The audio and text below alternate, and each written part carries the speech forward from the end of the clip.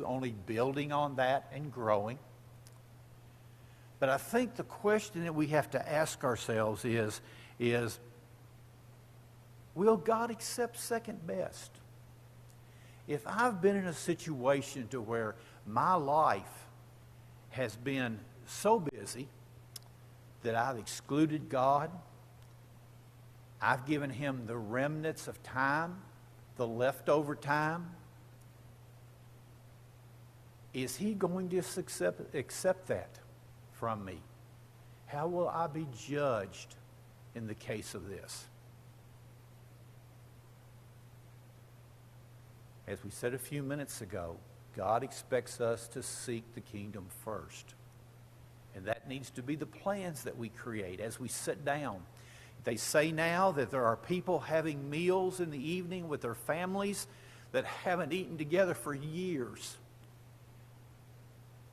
Will that change once the restaurants are back open, once everybody's working again?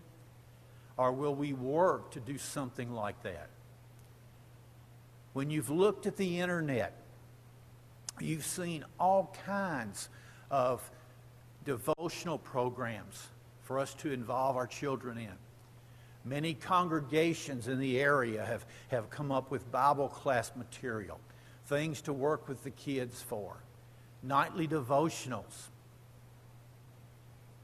Will all of that continue? Will we continue to see and be with our families and spend more time with our families and more personal concern for our families? Or will we let that go by the wayside? Please think.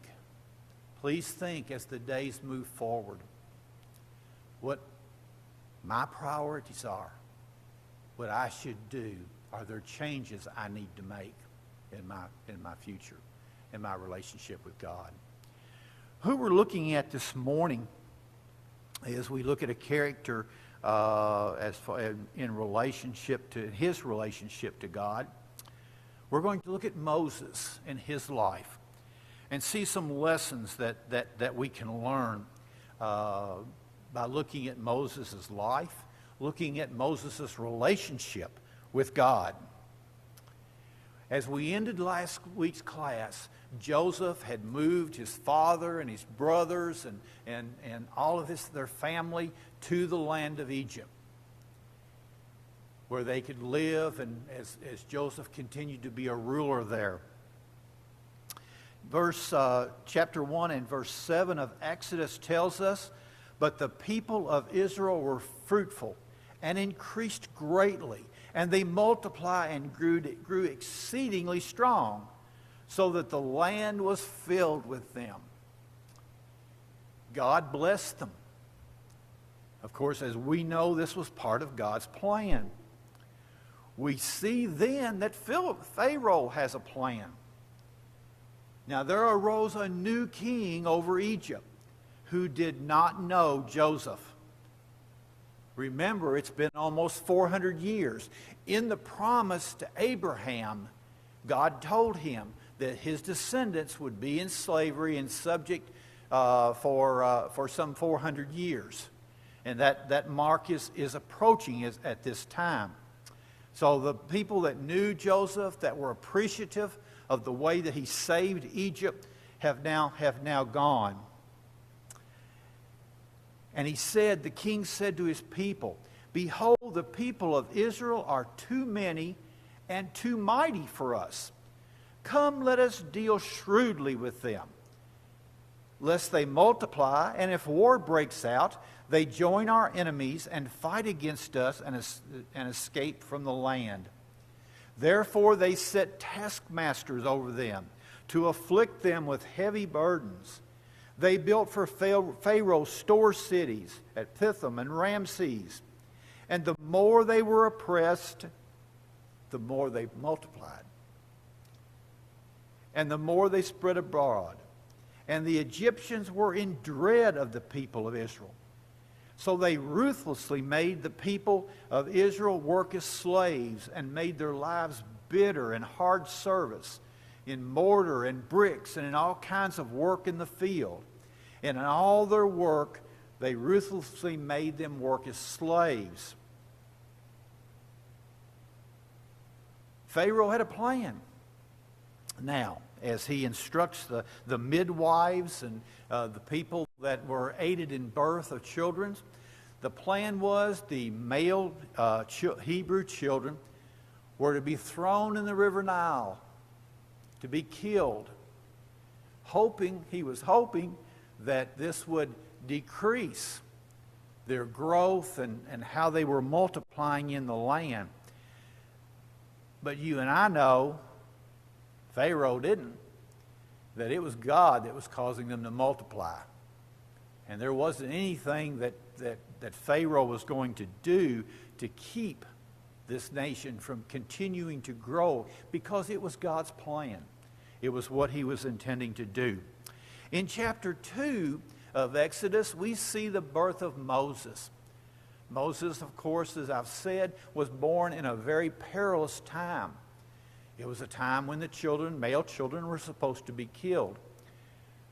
We see here that his mom devised that she would hide the baby. And she hid him for some 3 months in chapter 2. At that point in time, he was old enough, they could not any longer keep him restricted. And so they decided to create a plan. And what they did was they made a basket of bulrushes. And they daubed it with bitumen and pitch. And they put Moses in it. And they sent Moses out, set him adrift there on the banks of the river. God's plan was he was to be found. And we're told here in the scriptures that Pharaoh's daughter actually found Moses. And she had compassion on the baby. She knew that he was a Hebrew baby. And it's stated in the scriptures here that she knew he was a Hebrew. But she had compassion on him. And after giving Moses back to his mother for a period of time to be weaned, then she took the child and brought him into the palace and made him her very own son.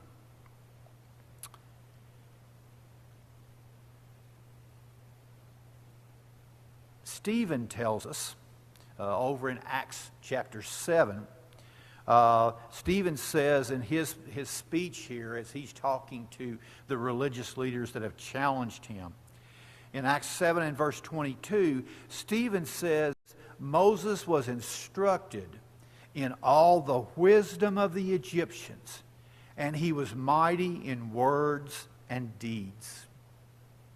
So he spent the first 40 years of his life there in the palace, learning. Probably was being groomed for some kind of a political job or a job of responsibility. But that was the first 40 years. When we read then here, when the scriptures tell us that when he reached one day, in chapter 2 and verse 11, one day when Moses had grown up, he went out to his people. Evidently, there was no doubt that he knew he was a Hebrew. This was not something that was kept from him or for the others there. And when he went to his people, he looked on their burdens. And he saw an Egyptian beating a Hebrew. One of the first things here that we see is Moses had compassion. Moses was not liking the way that his fellow Hebrews were being treated with the taskmasters and the evil slave responsibilities of brick and straw. So Moses evidently thought that he possibly could do something about this. Maybe in his position, maybe in his place in the palace, he could do something about making things easier on his fellow Hebrews. But we see things got out of hand. We see that the Egyptian was beating a Hebrew, one of his people. He looked this way and that, and seeing no one, he struck down the Egyptian. and he hid him in the sand.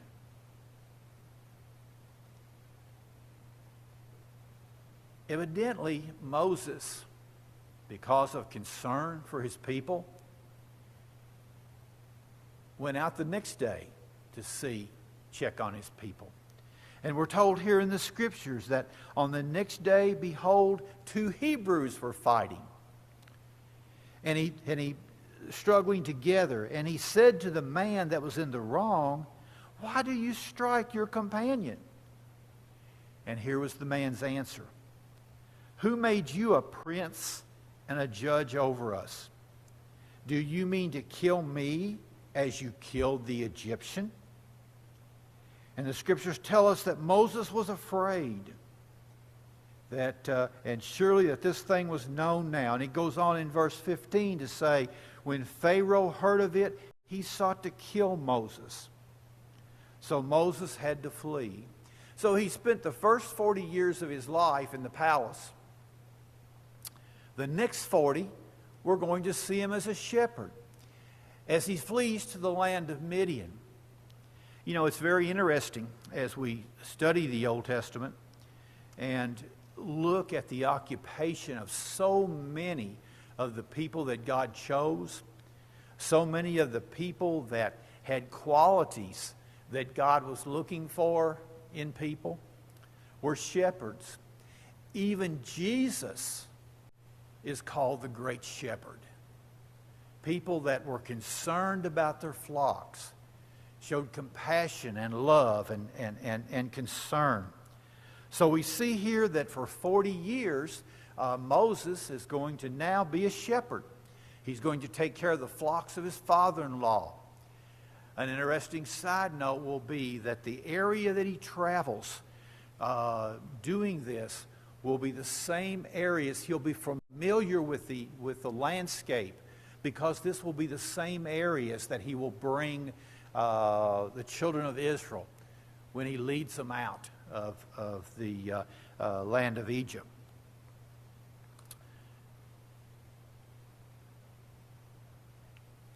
So the second 40 years, he goes from a palace to a tent.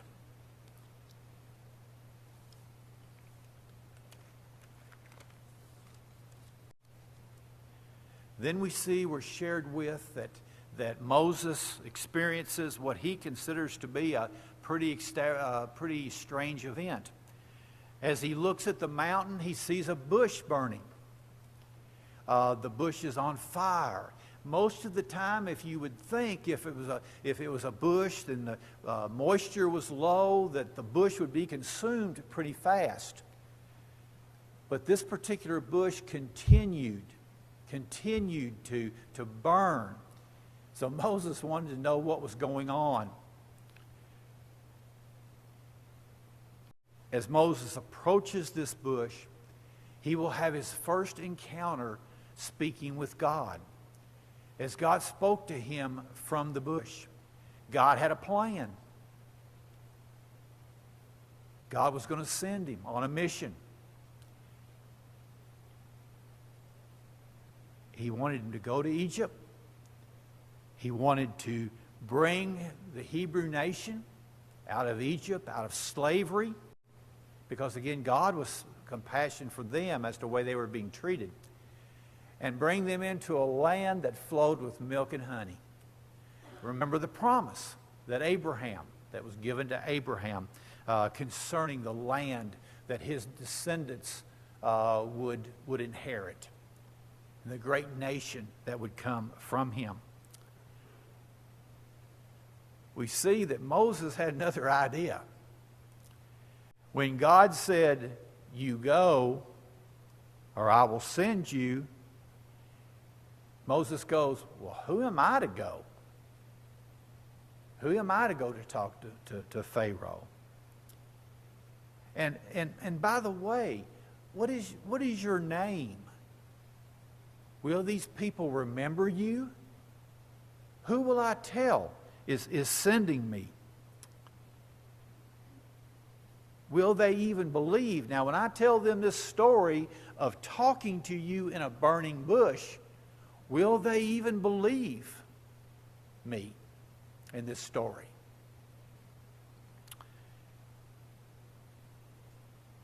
He went on to give him signs, a staff that would turn into a serpent.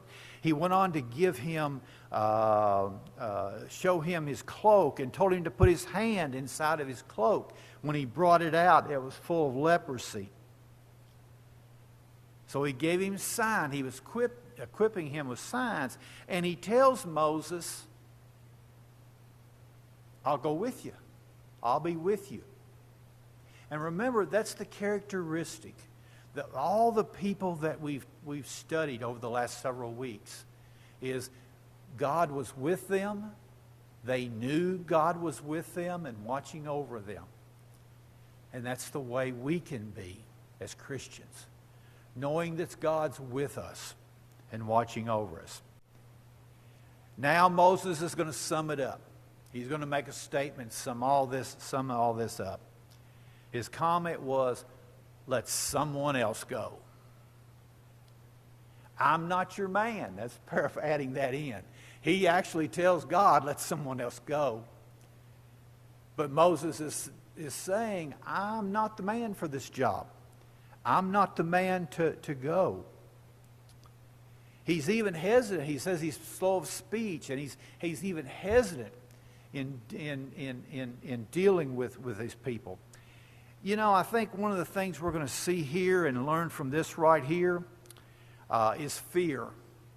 I think Moses had some fear. I think Moses had some uncertainty of how he would be treated. Fear is a tool of Satan also. If he can make us afraid to do something, if he can stop us with the use of fear, he will use it, and he will do it. In Hebrews chapter 13,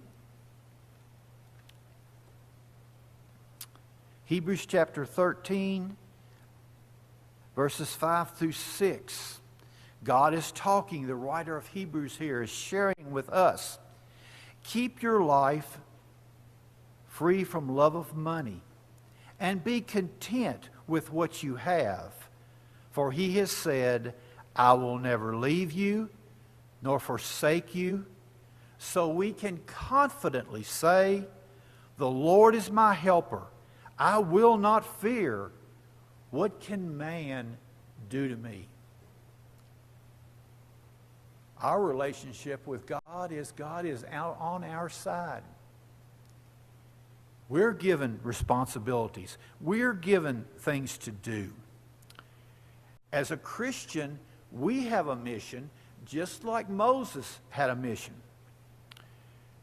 In Mark chapter 16, verses 15 and 16, Mark says, Jesus' words were, go into all the world and proclaim the gospel to the whole of creation.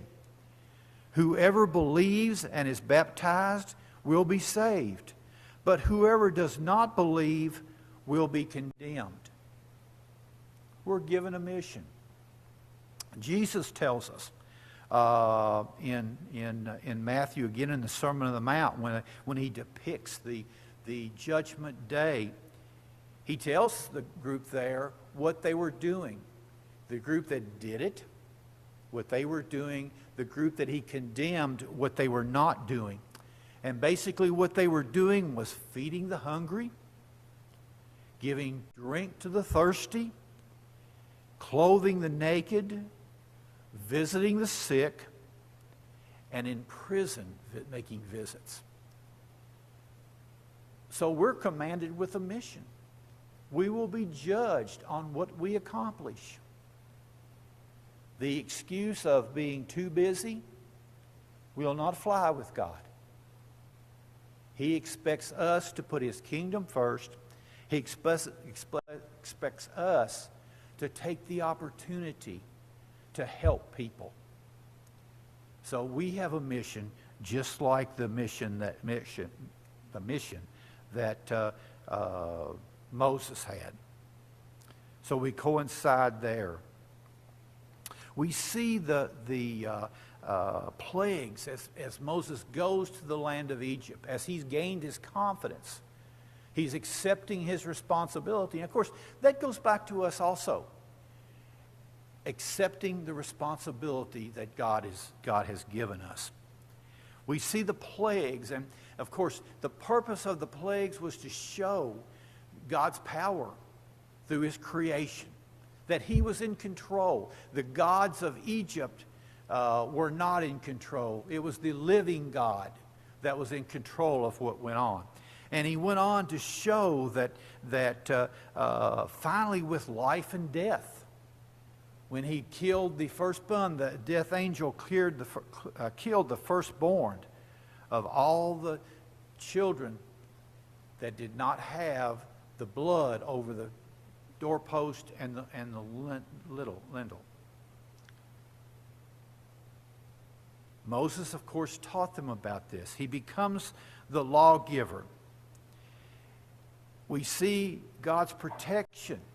We see God's protection of the children of Israel as his chosen people. The cloud by day for them to follow, the fire by night. They saw the great miracle when they came to the Red Sea, and they were concerned that they weren't going to be able to cross. They were penned in. The Egyptian army was right behind them, pressing sorely on them. And they saw the great miracle here. Moses was successful in leading the people because he trusted in God and he was obedient to God. Romans chapter 8, verses 31.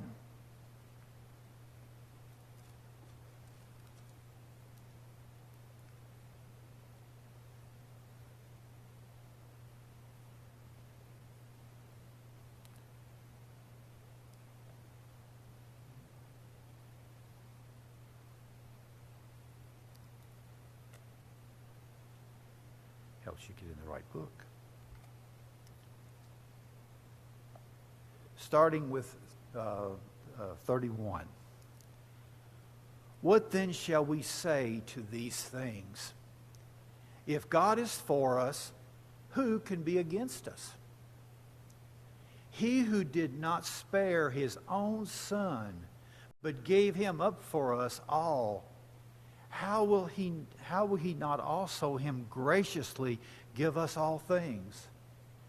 Who shall bring any charge against God's elect? It is God who justifies. Who is to condemn? Christ Jesus is the one who died. More than that, who was raised, who is at the right hand of God, who indeed is interceding for us. Who shall separate us from the love of Christ? Shall tribulation, or distress, or persecution, or famine, or nakedness, or danger, or sword?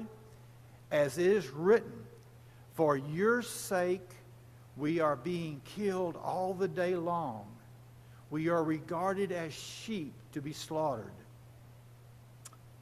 No, in all these things we are more than conquerors through him who loved us. For I am sure that neither death nor life, nor angels nor rulers, nor things present nor things to come, nor powers, nor height, nor depth, nor anything else in all creation will be able to separate us from the love of God in Christ Jesus our Lord. What great words of confidence. What great words that help us realize that anything we give up in this world, anything that we put God ahead of, we're going to come out extremely better off. Moses had a rough relationship with the children of Israel. We see over in Numbers, in chapter 11, we see as they start to make their journey,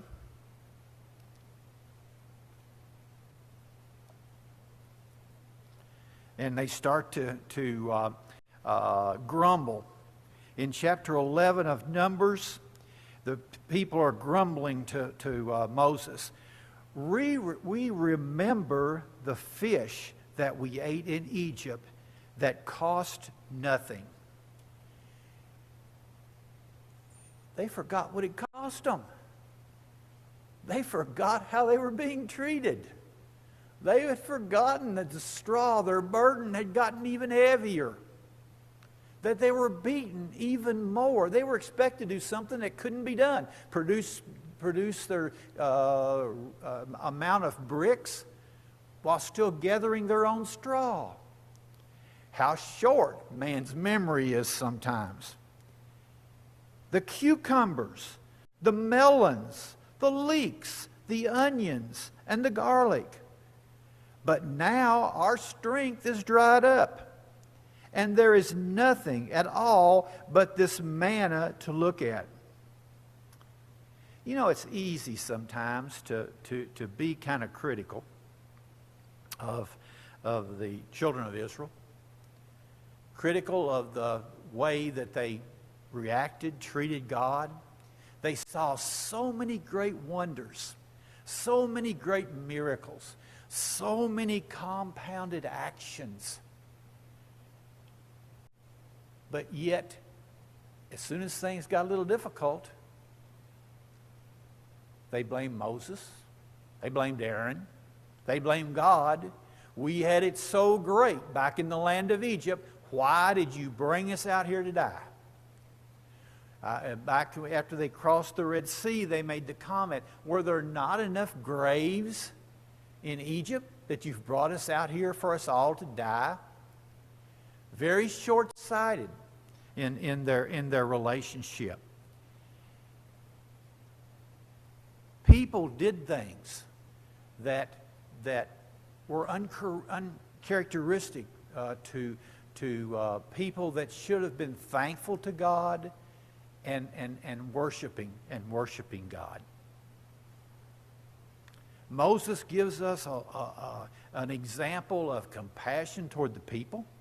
He gives us an example of dealing with the people on at least 2 occasions, and I believe a third one. God was to the point where he was going to destroy the people. Tells Moses that I'll raise up a nation out of your seed that'll be greater and better. And Moses, on the other hand, pleads with God not to do it, citing God's what the world will think, what the nations around will think if he destroys the people, and also for compassion as far as the people were concerned.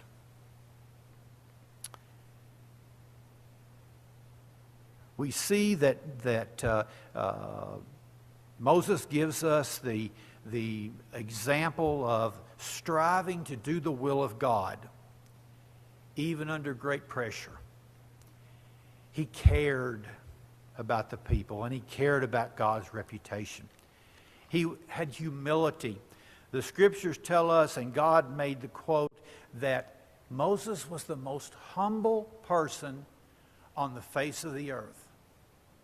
Here was the man that was leading his people, but he was humble about it. He overcame his fears when he realized that God was on his side.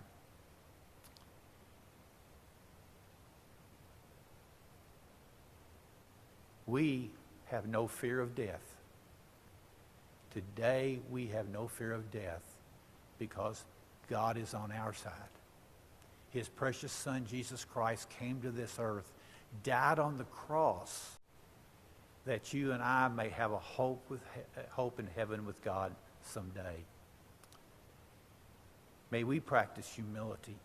May we practice responsibility in our relationship with God. And may we overcome fear that comes our way. Thank you very much for your attention this morning. Please ask you to log back in at 10:30 as to participate in our morning worship service. Thank you for your attention.